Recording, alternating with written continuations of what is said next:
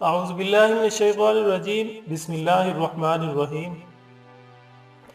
ناظرین، جیسا کہ آپ کو معلوم ہے کہ گزشتہ ویڈیو میں ہم نے بات کی تھی سائنس کی روح سے وضو کے انسانی جسم پر کیا اثرات ہوتے ہیں۔ ناظرین، آج ہم اسی سلسلے کی کڑی کو جوڑتے ہوئے جو ویڈیو لائے ہیں وہ ہے سائنس کی روح سے نماز کے انسانی جسم پر کیا اثرات ہوتے ہیں۔ ناظرین، جدید سائنسی پیش رفت کے مطابق وہ چربی جو شریانوں میں جم جاتی ہے رفتہ رفتہ ہماری شریانوں کو تنگ کرنا شروع کر دیتی ہے اور اس کے نتیجے میں بلڈ پریشر، امراض قلب اور فالج جیسی مہلک بیماریاں جنم لیتی ہیں۔ عام طور پر انسانی جسم میں کولیسٹرول کی مقدار 150 سے 250 ملی گرام کے درمیان ہوتی ہے۔ کھانا کھانے کے بعد ہمارے خون میں اس کی مقدار اچانک بڑھ جاتی ہے۔ کولیسٹرول کو جمنے سے پہلے تحلیل کرنے کا ایک سادہ اور فطری طریقہ اللہ تعالیٰ نے 5 وقت کی نماز کی صورت میں عطا کیا ہے۔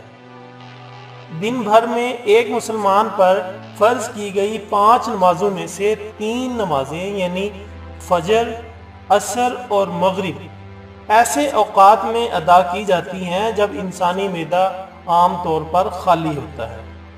چنانچہ ان نمازوں کی رکعت کم رکھی گئی ہے، جبکہ دوسری نمازیں جس طرح نماز ظہر اور نماز عشاء عام طور پر کھانا کھانے کے بعد ادا کی جاتی ہیں، اس لیے ان کی رکعتیں بالترتیب 12 اور 17 ہیں۔ ناظرین، اگر ہم رسول اللہ صلی اللہ علیہ وسلم کے ارشاد اور عمل کے مطابق صحیح طریقے سے 5 وقت کی نماز ادا کریں تو جسم کا کوئی حصہ ایسا نہیں جس کی احسن طریقے سے ہلکی پھلکی ورزش نہ ہو جائے۔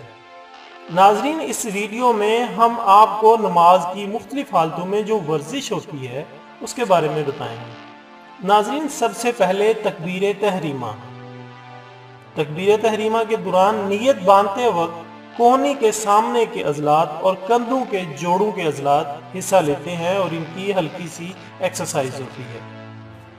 اسی طرح ناظرین، ہاتھ باندھتے وقت کوہنی کے آگے کھینچنے والے پٹھے اور کلائی کے آگے اور پیچھے کھینچنے والے پٹھے حصہ لیتے ہیں، جبکہ جسم کے باقی پٹھے سیدھا کھڑا ہونے کی وجہ سے اپنا معمول کا کام ادا کرتے رہتے ہیں۔